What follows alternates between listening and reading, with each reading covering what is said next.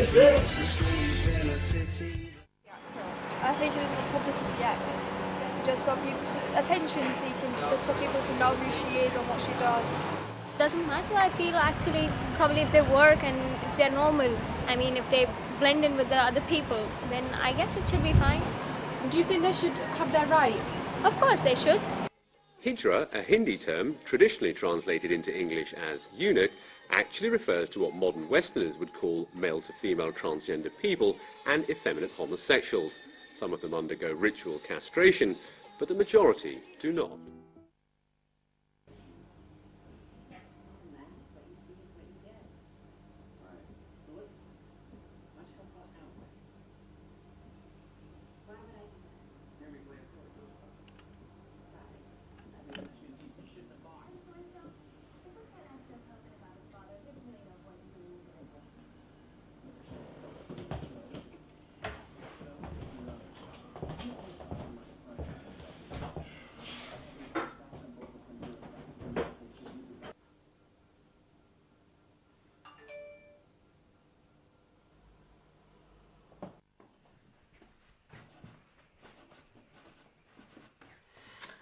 Call isn't going to come any quicker if you keep pacing, Margie.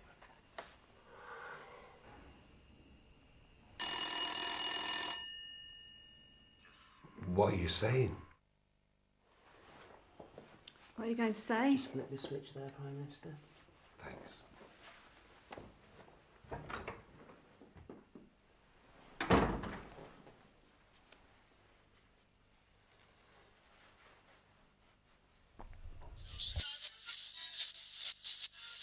This is an official broadcast from Prime Minister Jones.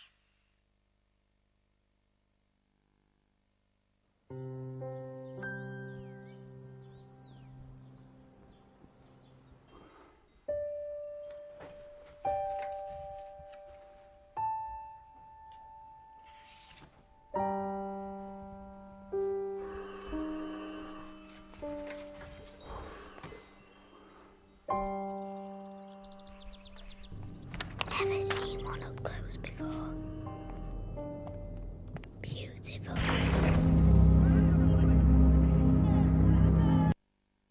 The Manchester College students.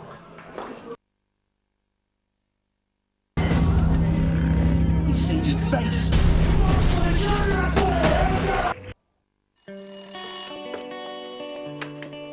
Prime Minister, I hope I find you well.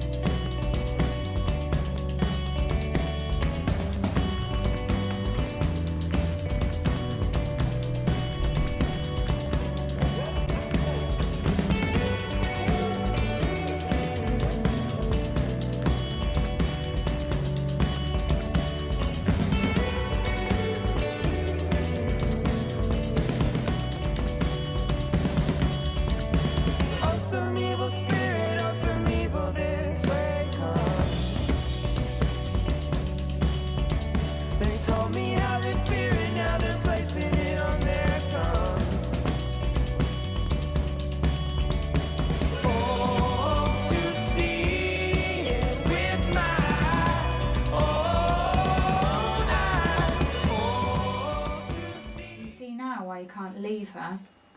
Anything could happen. So what do you want me to do? Lock her up? Look, when you're in the house, you need to stay with her. And what if I want to go out? All Can you over shut again. up about Dad? It's got nothing to do with him!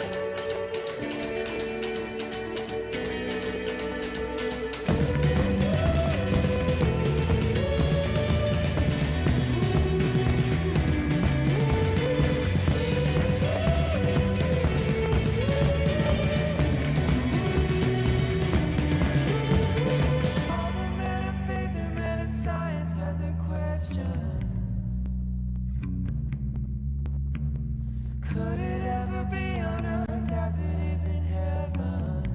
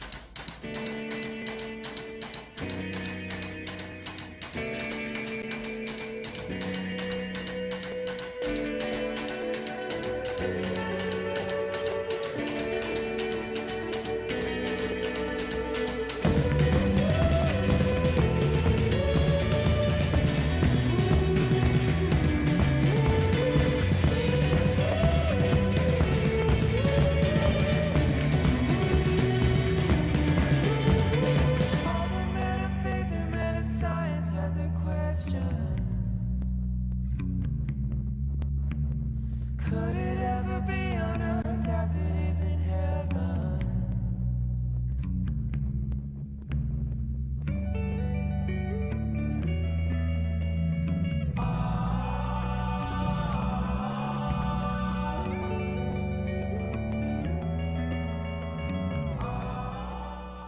This is the film's intro. This is the point where the backstory or exposition is revealed. This is an official broadcast from Prime Minister Jones. A little over a week ago. Sorry, Dean, I need to get to work. Can we stay?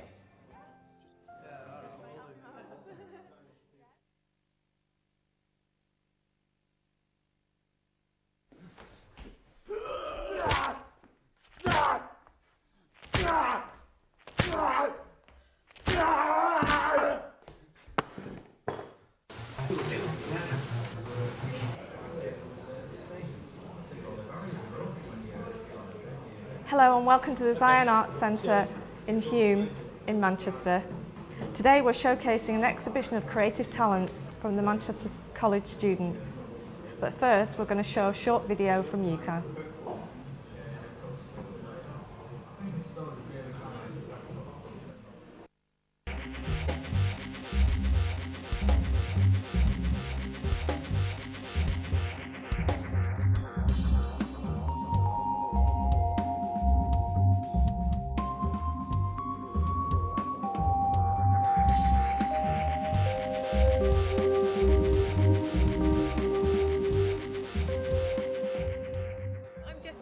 From UCAS. I work in the events department there, and we're organising this Design Your Future event in 2 locations across the UK. Okay, can you just tell us a bit about how this kind of event started? Well, Design Your Future was formed 12 years ago by some art and design specialists at UCAS. There was a real desire for students to find out more about the art and design type subjects, gain specialist information, and this event really does offer that, and some suppliers as well of things like graphic pens, boards, that kind of thing that they need to actually carry out their courses. Do you feel that this kind of event is successful then? Yeah, definitely. I mean, we get between sort of 10,000 and 12,000 visitors across 2 locations. So Manchester is the second of 2 sets of dates.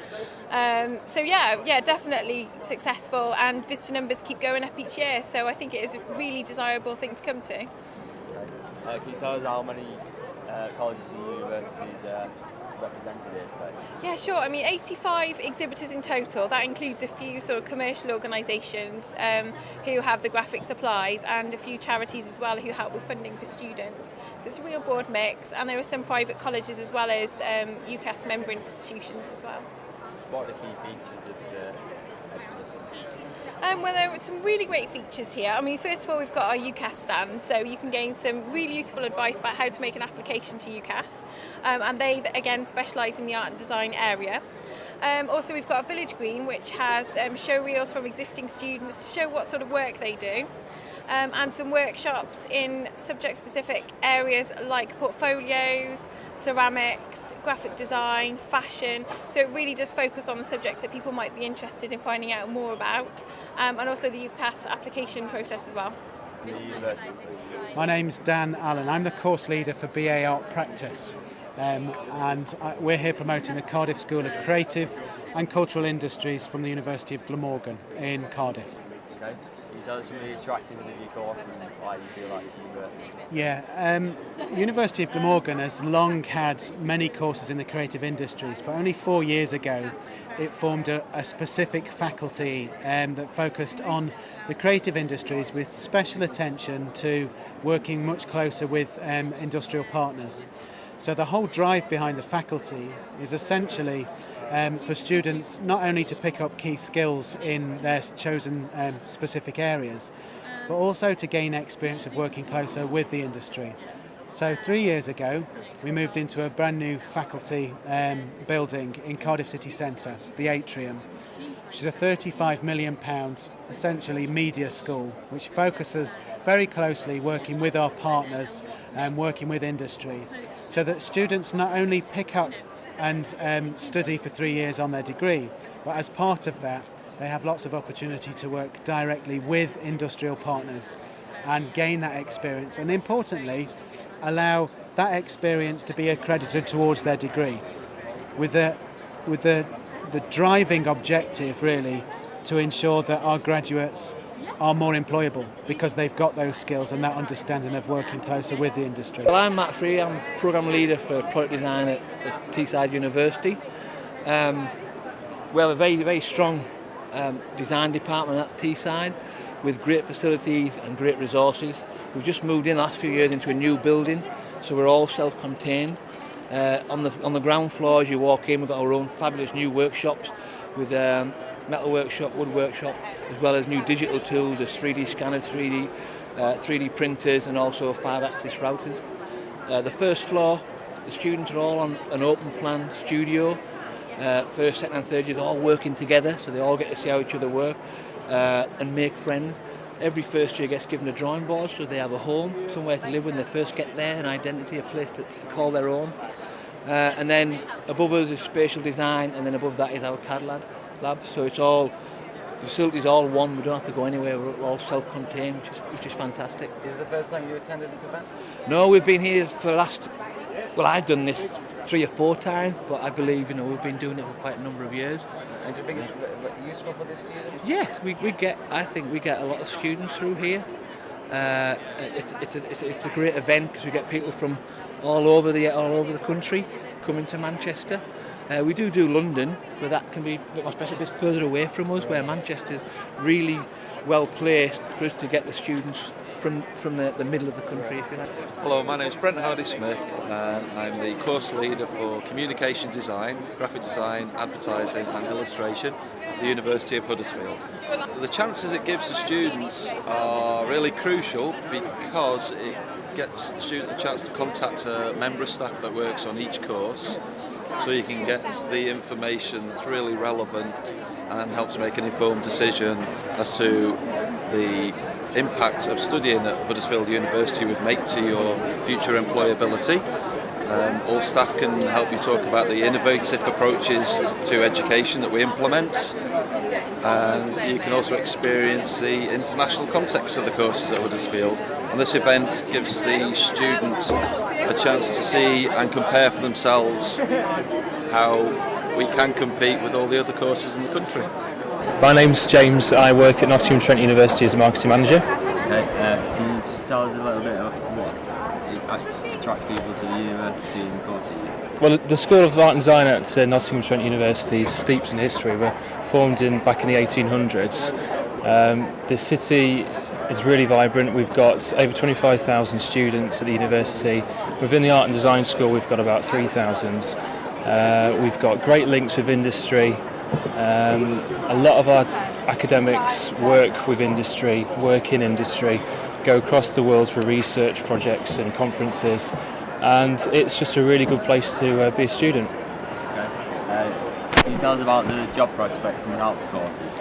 Well, the university, the School of Art and Design, we've got our own placement office dedicated to helping the students through their degree, making sure that if they want to, and which we'll push that when they go out to industry and take placements on 6-week placements or year-long placements as well, which is across the world. So we're very much geared up to making sure that our students are ready for the real world, and we do pretty well with that. I'm Steve Cole from the Landscape Institute. We're the chartered professional body for landscape architects, so we're here promoting landscape architecture as a whole, so for the whole UK. So we represent about 14 universities, and yeah, it's a degree level subject. We've been coming to UCAS for about 3-4 years now to design your future. We find it really useful because we're a design subject, so it's a really good way of finding students who maybe don't know so much about landscape architecture. It's quite a small profession, maybe only 4,500 people in the country.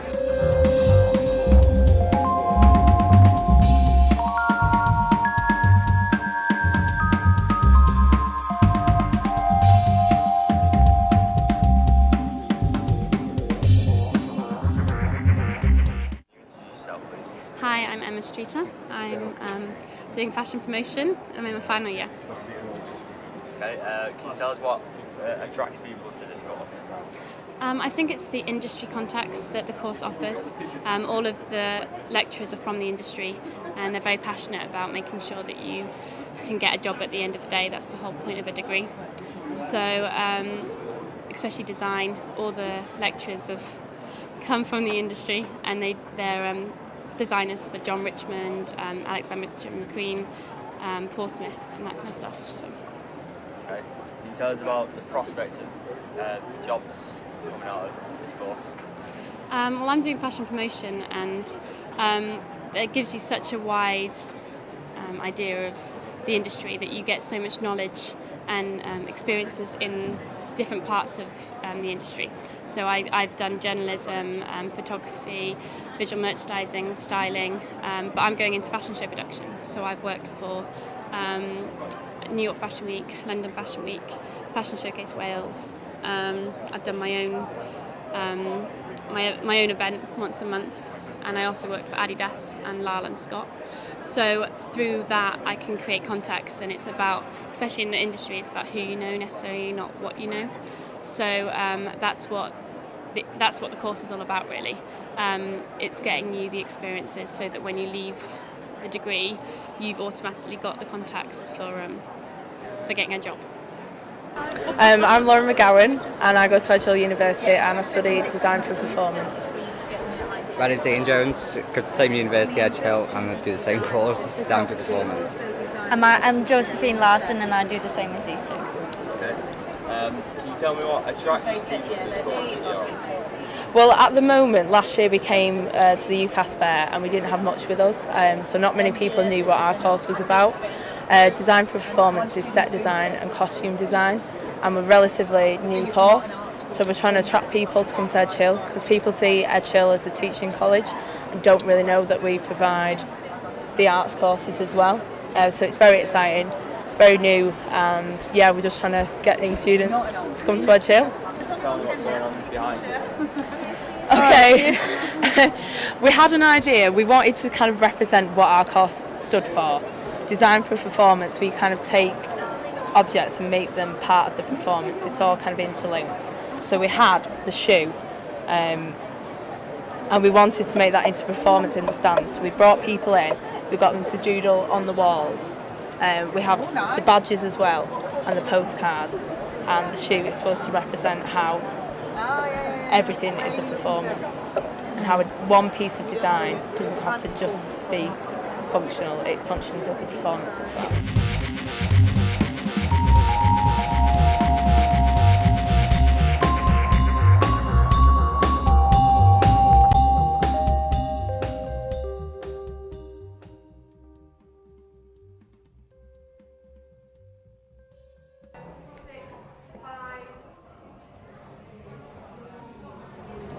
Welcome back. I'm joined by Leslie Valentine here, who's a divisional leader from the Manchester College.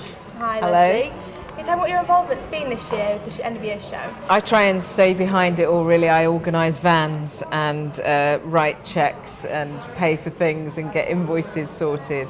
So I've been liaising with the Zion and people to collect all these boards and everything like that. So yeah, I like to stay behind the scenes, It's an really. important role, though, to have. I suppose, yeah.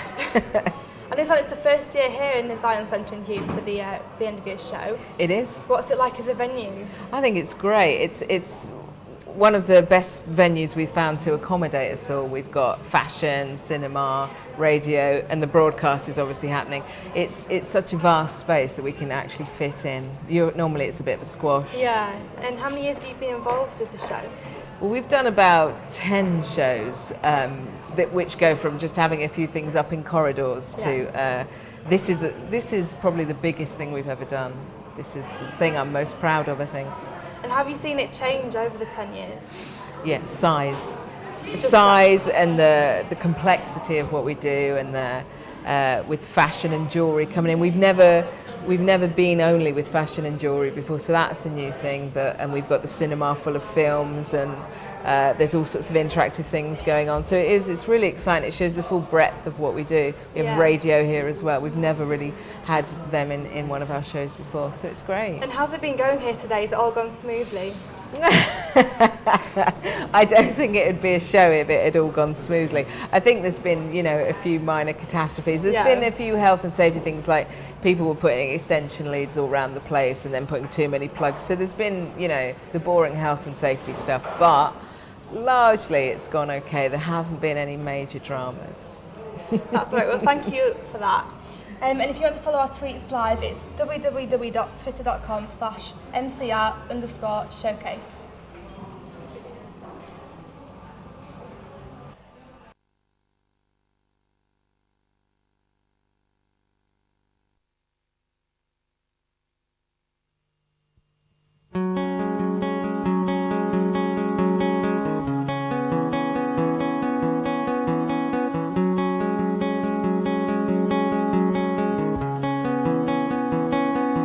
There is no wind and feeling empty anymore.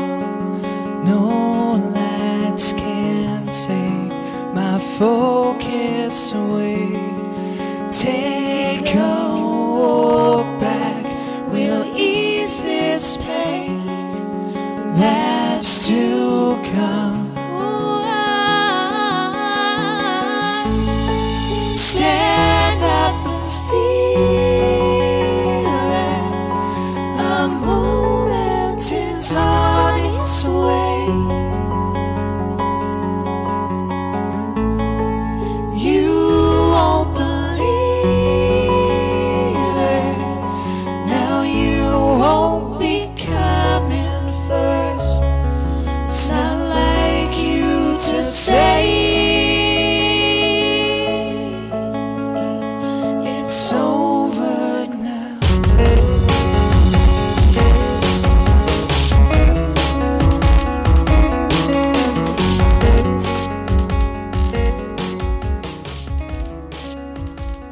Cycling through photographs of me so you can see that you're not a burden. You're the light that shines above the darkness that I hold. It blankets over what we used to have. Stand up and feel it. A moment is on its way. You won't believe it. Now you won't be coming first. It's not like you to say it's over now.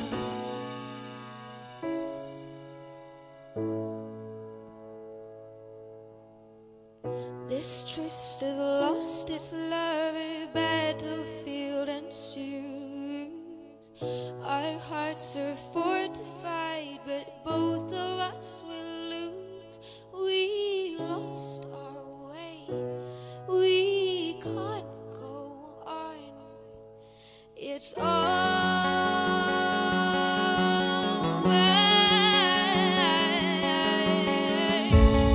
stand up and feel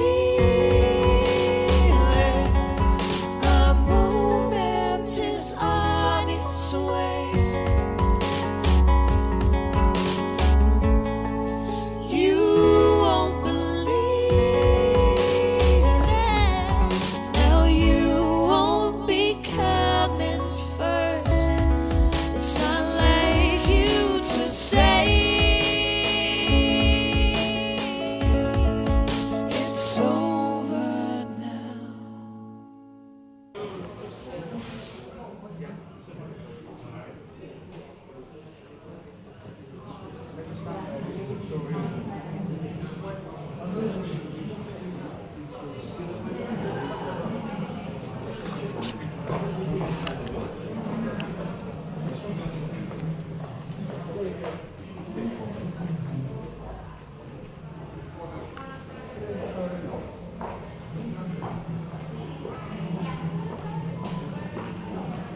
Hi, welcome back to the Zion Centre in Hume, where we're showcasing the talents of the art students at the Manchester College. We're just waiting for another interviewee to show up on the set, but prior to that, I'll just remind you about the Twitter link we have, the Facebook link we have, and you can watch us also on Ustream. But for now, we'll just cut to a showcase of the college show reel.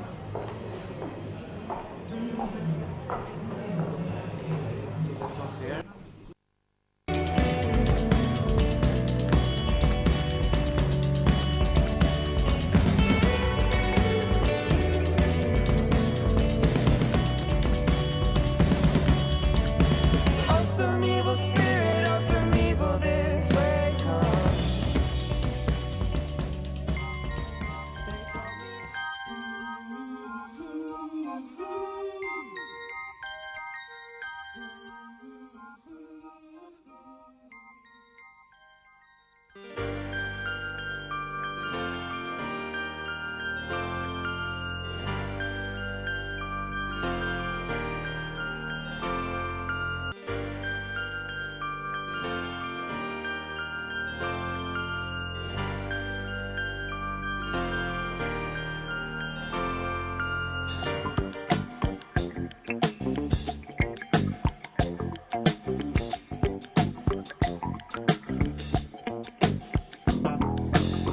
Hello, my love.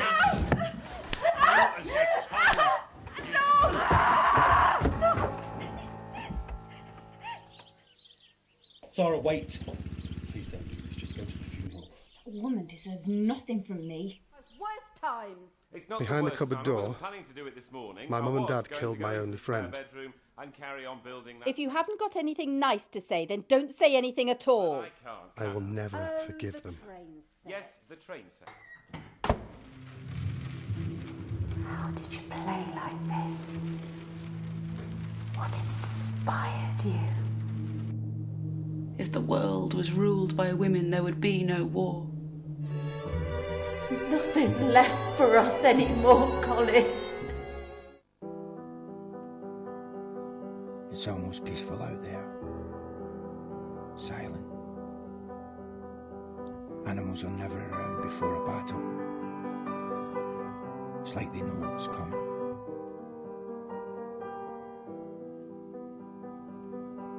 They'll be here tomorrow, though. Stripping flesh off the bones of the dead.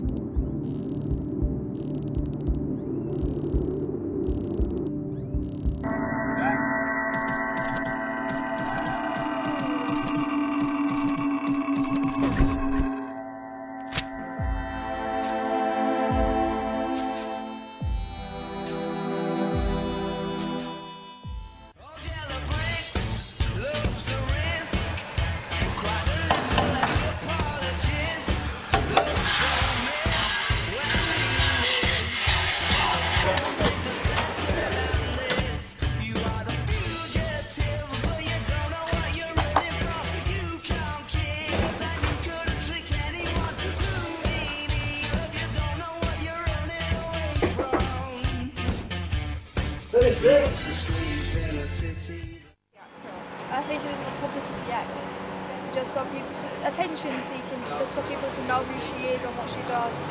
Doesn't matter. I feel actually probably if they work and if they're normal, I mean if they blend in with the other people, then I guess it should be fine. Do you think they should have their right? Of course they should. Hijra, a Hindi term traditionally translated.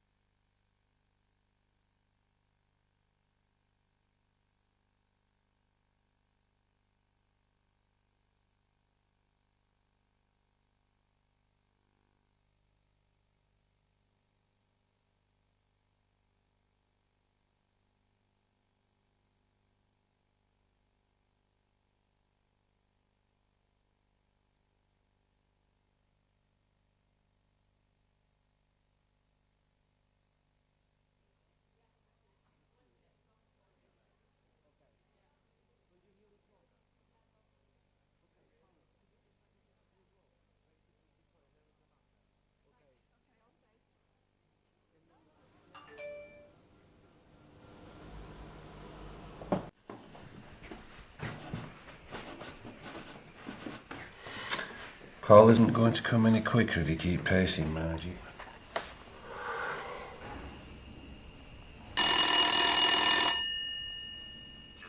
What are you saying? What are you going to say? Just flip the switch there, Prime Minister. Thanks.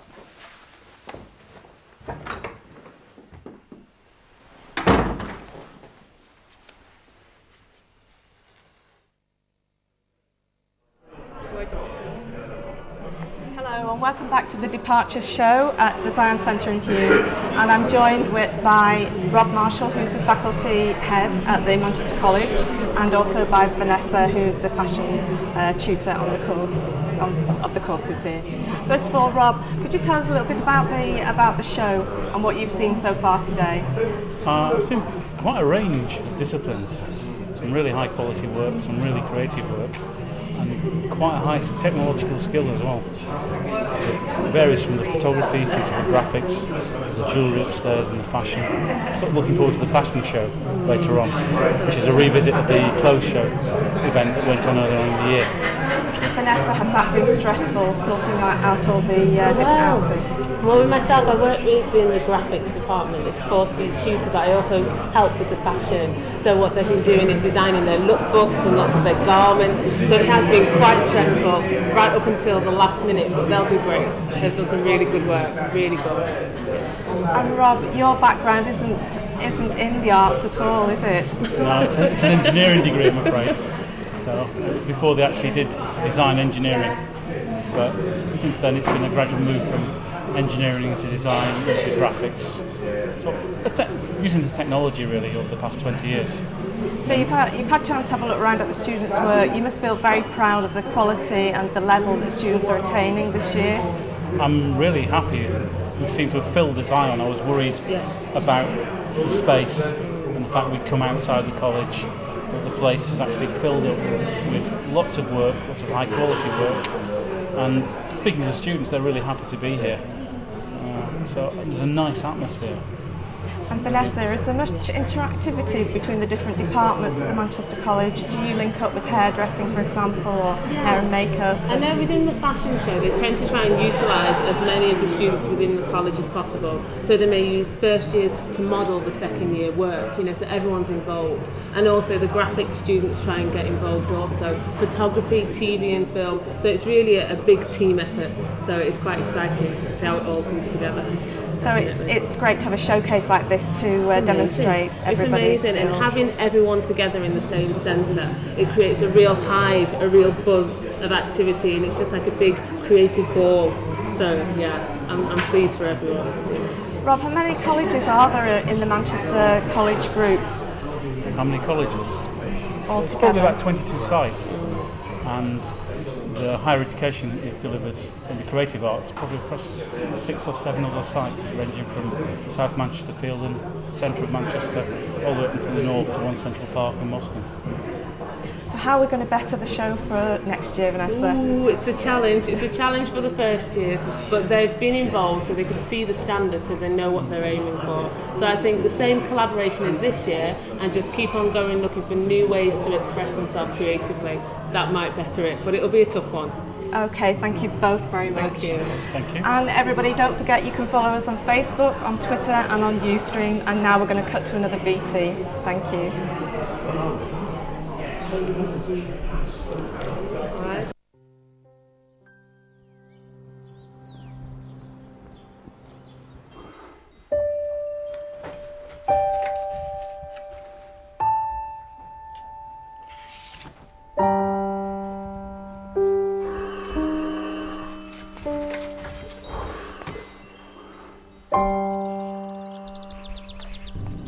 Ever seen one up close before? Beautiful.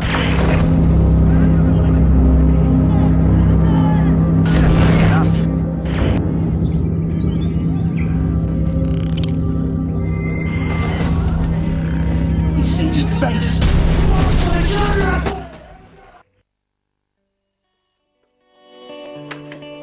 Prime Minister, I hope I find you well.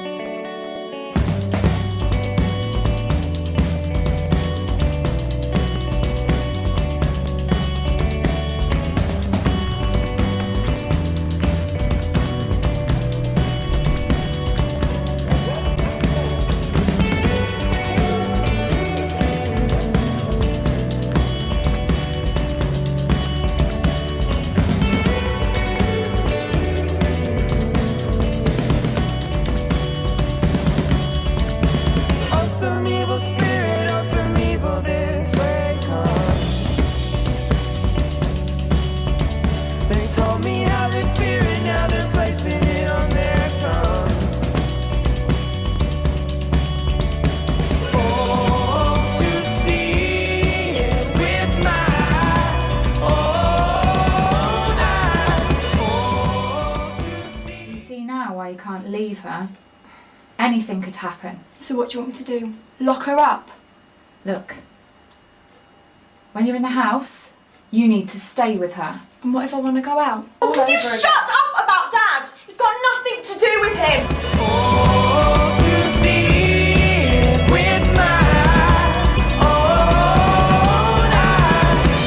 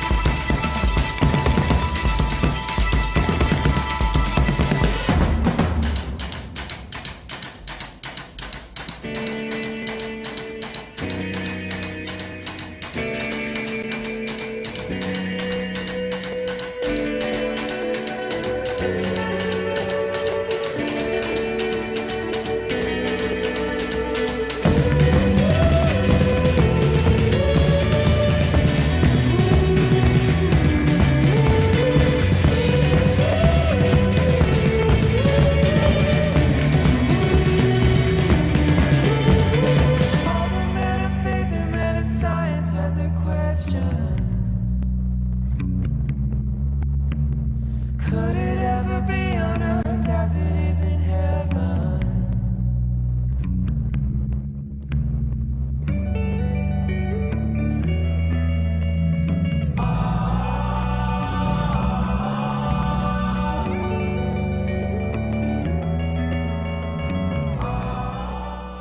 This is the film's intro. This is the point where the backstory or exposition is revealed. This is an official broadcast from Prime Minister Jones. A little over a week ago. Sorry, Dean, I need to get to work. Can we stay?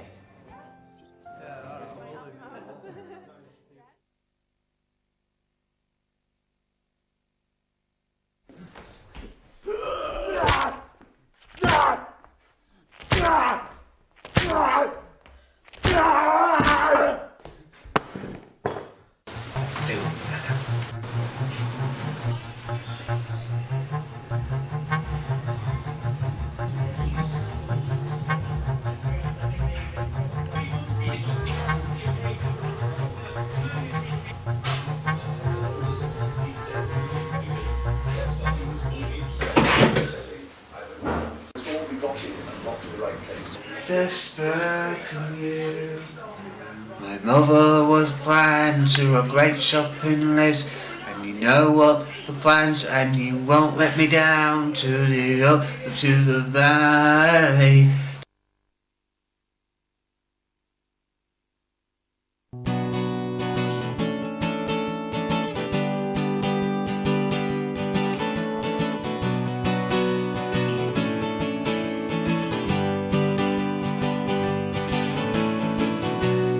I know this is not the end.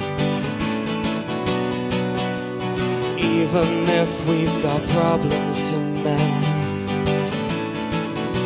If ladders and crows can taint our fragile souls, let our fate be decided again.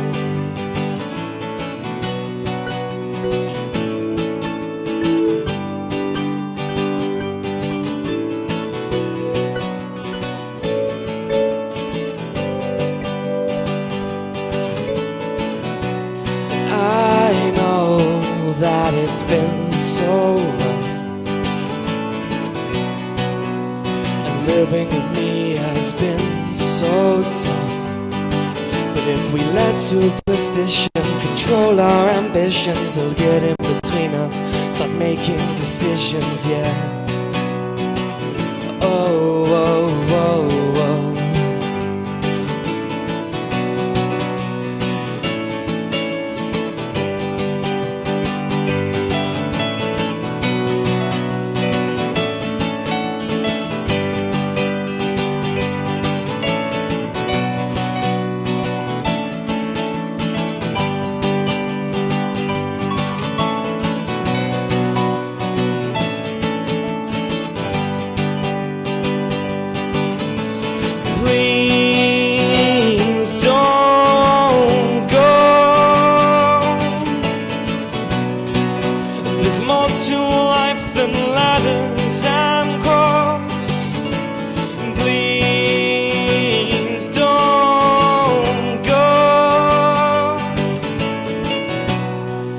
There's more to life than ladders and crows. Alright. I'm looking at Ray first. What? No, I'm smiling. Hang on, you're both playing a different role. Hi, welcome back. We'll watch more of the show reel later on. I'm joined by Paula, who's a graphic design tutor, and Mike, who's a student on the course. Hi.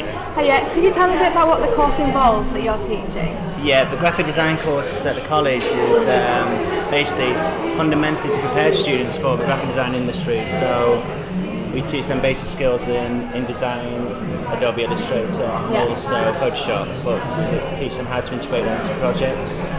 They do their own ideas ideas generation into every single project that we do. Yeah. And they show where to get inspiration from. We also do a couple of semesters where we're on pathway, so we can choose what kind of things we'd like to do. So it'd be for like advertising, for example? So yeah, we do a unit in advertising as well. Yeah. We do a lot of units around typography, around Photoshop tutorial skills, and we also do like a pathway around packaging design. So whether it be chocolate packaging or wine packaging, that kind of thing. So it changes every year. So obviously every summer we reflect on what works, what doesn't work. So, but like I say, the idea is just to get people ready for the design industry. So. Okay, Mike, you're exhibiting it today. Your work's actually in the background behind us. Can you tell me a little bit about the work you've been doing? For the packaging projects that we did, we actually did chocolate packaging. And got a lot of inspiration just from it because I love chocolate. I also did some calendar designs that was inspired by my girlfriend mainly, because she makes a lot of cakes. So me and my girlfriend baked some cakes and incorporated photography into it. Took some photographs and then made calendars out of them. I used the illustrator skills that I got from the course for that. I'm still currently doing it, done some infographics, which has kind of got inspiration from like a lot of design that's around today, and it's getting quite popular. Like The Guardian use a lot of infographics. So I did some about my favourite bands, like Radiohead and Black Party, because that was like some of my inspiration, like music. So how long have you been working on the work you're showing today? How long have you been doing it? Most of it's from the past year, but I've got some stuff showing from my first year as well, so 2 years after. And what do you hope to do when you finish your course? I want to go into print design and hopefully become a freelance graphic designer in the end, but I would have to do some studio work and stuff as well. How are you finding the exhibition today? It's a fair reflection on the work we've done over a couple of years, especially Mike's. I think it's important that they show their work and show that we enjoyed it, what they're passionate about. Obviously you can see with different students their interests vary, so what I would say is that also we're trying to get, like Mike wanted to get a studio experience, so we're trying to get more industry links, which we have at the moment. So what we do is try and get students placed, depending on the amount, but maybe 1 or 2 days each in different studios in central Manchester, so they get some real experience, just to show them that it's not just about playing around in Photoshop, it's actually how to use all their skills properly within the industry, and of which Mike will, I'm quite sure will do well. So I'm quite confident he will. It's just trying to get everyone up to that standard where we understand it's not just about messing about. This is their ideal time to experiment as much as they want at college, and yet but also have a nice little future, because we need to know what the industry is really about. So. Yeah, exactly. It's been a good year for you then. Yeah, really good. Really enjoyed it. Right. The tutors we have, most of us are all freelancers as well, so we still work within the industry and photography studios. We're all still working within the industry as well, so it's just to give them something else back, just to say, look, this is what it's really like out there, and you need to push yourself to do a bit better and in the right direction. So. Right. Well, thank you very much for joining us today. Enjoy the rest of the evening. Thank you. It's been great. Thank you. We're going to watch a video now by Stephanie Archer, who's a student on television course. It's a music video by Something About Jack called The Brick Child.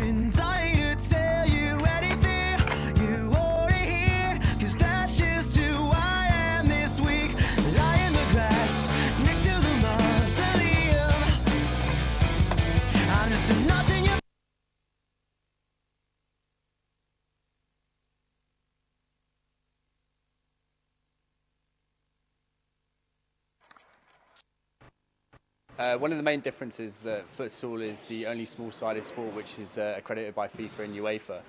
So obviously the main European and world governing bodies of football recognise futsal as a small-sided game. Obviously that they wouldn't recognise the traditional five-a-side which we have in this country. One of the main differences is obviously the nature of the court that you play. It's normally on an indoor hall, wooden hall surface or a hard court surface. You play with a size 4 ball, so obviously five-a-side you normally play with a size 5 ball.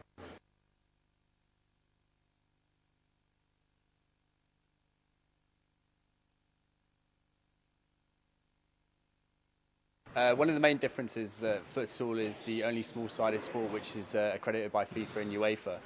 So obviously the main European and world governing bodies of football recognise futsal as a small-sided game. Obviously that they wouldn't recognise the traditional five-a-side which we have in this country.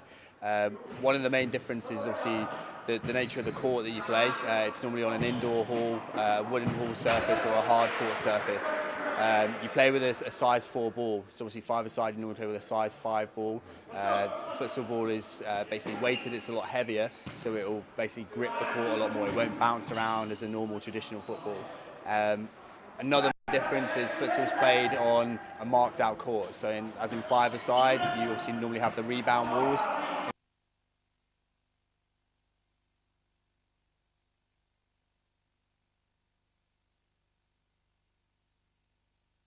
One of the main differences... Hi and welcome back. We're at the Zion Arts Centre in Hume, Manchester, and I'm with Julie Friday. We're actually going to watch one of her videos a bit later on, Bits and Bites, and it was actually our first time in the studio, wasn't it? It was, yeah, that was last year, it's a year ago, and I just feel like I've learnt so much about TV production since then, especially the camera and the sound and all the other elements that go up to making the feature and the actual programme itself. Yeah, so what's it about? Tell us a bit what it's about. Bits and Bites really came out of my interest in seeing how elderly people deal with technology. Yeah. And a friend of mine, a very good friend of mine in her 80s, is very, very interested in technology and absolutely wanted to get to grips with it, but was finding it very difficult to get any kind of education or learning or how to go about it. So I made it with her in mind, really.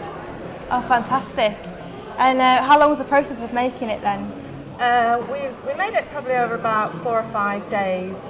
We went to Connie's house and we interviewed her and we had a chat with her about using the internet and more specifically using the iPlayer, because the BBC iPlayer at that time was quite new, was quite revolutionary in effect, and it's a fantastic way, I think, for older people to start with the internet and start becoming interested in it. And obviously the archive at the BBC is huge, so she was going to be able to watch programmes going way, way back to the 1930s, 1940s. Yeah, so she mainly just use it for iPlayer then? Well, no, in actual fact Connie is quite advanced really, and she goes on the internet for other things. She books airline tickets and she orders things off online as well, and she's a big fan of QVC, so she was very interested to see their online website. And it was great to talk to somebody of that age who was just so interested in becoming au fait with the internet and the iPlayer, and she really got a lot out of it.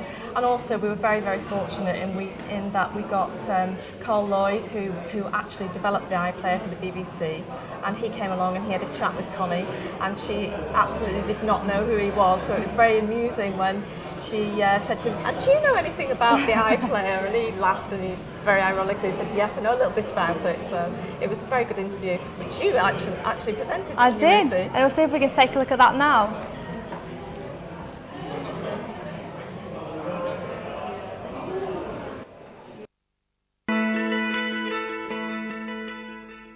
Good afternoon and welcome to Bits and Bites. This is a new style technology show looking at how the rapid advancement of the internet has affected where, when and how we watch television. Our guests today are Carl Lloyd from the BBC's Research and Technology Department and Connie Bihar. First though, Adam takes on a whistle-stop tour of the last 20 years of broadcasting history.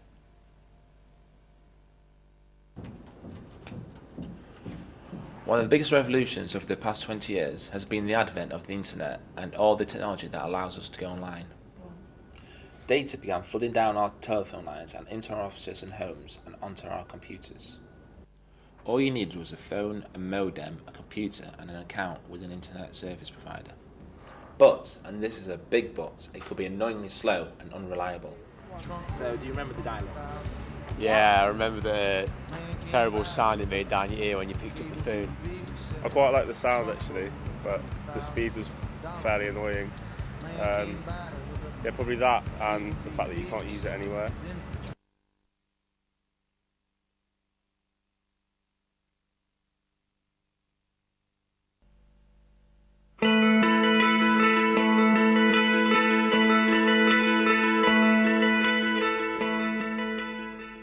Good afternoon and welcome to Bits and Bytes. This is a new Star Technology show looking at how the rapid advancement of the internet has affected where, when and how we watch television. Our guests today are Carl Lloyd from the BBC's Research and Technology Department and Connie Bihar. First though, Adam takes on a whistle-stop tour of the last 20 years of broadcasting history.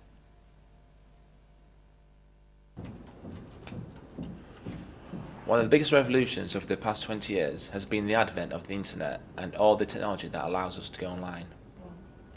Data began flooding down our telephone lines and into our offices and homes and onto our computers. All you needed was a phone, a modem, a computer and an account with an internet service provider. But, and this is a big but, it could be annoyingly slow and unreliable. So, do you remember the dial-up? Yeah, I remember the terrible sound it made down your ear when you picked up the phone. I quite like the sound actually, but the speed was fairly annoying. Yeah, probably that, and the fact that you can't use it anywhere. And what was the worst thing about it? The dial-up noise. Now skip forward 15 years to the next stage of the internet revolution, broadband. Broadband and new software saw an explosion in the possibilities for the internet. Uploading, downloading, and one of the most popular activities, watching videos on YouTube. It was around 2005 that the powers that be at the BBC saw a fantastic opportunity to use some of the new technology to create the iPlayer, a way to view programmes from the previous 7 days on your computer. Now, catch-up TV wasn't a new idea. We're all bombarded with repeats. What is so exciting is that the fact that we could watch the iPlayer on your computer anytime, day or night. I tell you everything. Have you ever used the BBC iPlayer? Yeah, we use it all the time because we're in a student accommodation. We haven't got a TV, we just use iPlayer. No, I don't have any idea about the iPlayer. Never heard about it. No. Some of it's good. Like you can watch some programs. Depends what you obviously you like to watch, but it's good how you can watch stuff after it's been played. Have you ever used the iPlayer before? Yes. Very rarely. Do you use it then? I don't have a TV licence, so it's the way that I. No, only if it's live. So it's the only way that I watch the BBC. So yeah. I just watch it at home. I watch it on my phone when I'm on the train. You can download as well. So yeah, sometimes I download it and then watch it on the train. Yeah. And now, with Wi-Fi, you're not even restricted to the house or the office. You can watch it here, here, here, and even here. This should be the end of the story, except this is the BBC we're talking about. A public-funded body our parents, grandparents, and even great-grandparents have paid for. Who's making sure that they're up to date with this new technology? Meet Connie. Connie is new to the iPlayer and determined to get to grips with the latest technology. For her, the BBC iPlayer is the perfect way to catch up with her and her husband Alan's favourite TV programmes. Hi Connie. Right. Could you please tell us when you first heard about the iPlayer? It was when Graham suggested it in the Apple store, and he said, "I'll put it with your favourites."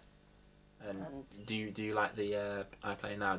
Yes, I use it quite a lot. Yeah. So what do you like most about the iPlayer? Well, it's easy to get to. All I've got to do is click on favourites, and I get it. And then, of course, if I've missed it the night before, I can watch the iPlayer, it on the iPlayer, and it's good. Instead of recording, and then I never watch it. So, Connie, would you recommend any of your friends to the iPlayer? Well, I would. I tried to, actually, but, it's very difficult. First of all, they don't have laptops, and I just try to get them at it to do it because I think it's the future. Not really the iPlayer, but, the computer. So, do you watch any programmes about technology? Yes, I watch Click, I watch The Gadget Show, anything to do with technology. The BBC recently published data to suggest that it's a 40-year-old man without kids who's the biggest user of the iPlayer. With plans to eventually have practically the whole BBC archive available on the iPlayer, Connie and her friends, with a little help, could have a fantastic trip down memory lane. Hi Carl, hi Connie, thanks very much for coming on to the show today. Hi. Carl, what made you and your team first hit on the idea of the iPlayer? Well, the iPlayer grew out of some work that had originally been done on the BBC Two website some years before, which featured selected content from BBC Two, but by no means all. And I think some of the lessons learned in doing that exercise were expanded on to create iPlayer. And Connie, we saw from the clip that you're obviously a very determined person and have really embraced this new technology. What help, if any, do you think the BBC could give to somebody like you to help you make the most of the new technology? Well, I suppose they could have a programme on it. Why not? Like they do university, maybe in the evenings, later on or early morning. Older people get up earlier, funny enough. Well, I do. What about if they brought out some kind of manual? Would that help to you? Yes, but it can't be technical. What an older person thinks about certain things. They asked me in the lesson, what do you think, and how I would approach it is completely different from what, say, you know, the younger people would approach it. So that's difficult. Maybe if somebody my age, not me, but my age, could bring out an album. Or at least help to write one. Or help to write one, yes. Carl, do you think the BBC has become more too youth and technology driven and isn't taking care of the interests of older viewers, such as Connie? Well, I think there's certain focus has been on certain flagship programmes and initiatives that are more youth-centric, but certainly taken as a whole, the coverage of all age groups is pretty good throughout all the BBC channels. It's true that iPlayer probably has been taken up mostly by the 25 to 45 bracket is probably the biggest demographic that would be using it. But I think that the younger people, the reason why they may not have taken it up is that their tastes lie elsewhere, not with BBC output. And then the challenge is with the older end of the spectrum is to make it easier for them to get started on it, because once you've got started on it, it's very easy to use. And you'd agree with that, Connie? Oh yes, definitely, yeah. Carl, do you think it's becoming, in a sense, almost elitist for certain sections of the BBC audience to actually watch the iPlayer, as you need a laptop or broadband? Well, these things are, broadband itself is almost considered to be a utility like any other, so I don't think that's necessarily elitist. One of the imperatives of the iPlayer and other projects related to it is that we must try to put it on as many platforms as possible. So you don't need to have a laptop. You can get it on, if you get a FreeSat box, you can run it on, it will run on there as well. And also if you have a Wii, you can also use the built-in iPlayer channel on the Wii. So there are other ones in the pipeline. So there are plenty of ways of accessing iPlayer that don't require a laptop, and you may already have the equipment at home. Connie, do you think your generation are a long way behind other countries when it comes to technology? Yes, I do. I think the American older people are much more forward with it. On a cruise I recently went on, really people of 93 were sort of using them openly. You know, they had wireless as well, apparently, because they were in the public areas. So they must have had wireless, mustn't they? And what would you like to see from the future of the iPlayer, Connie? Well, I don't know. I think it's quite good as it is, I suppose. I'm an older person, so I don't really know the future. Maybe the youngsters would think differently. But I'm quite adequate for me at the moment. And Carl, what have you got in the pipeline? Well, the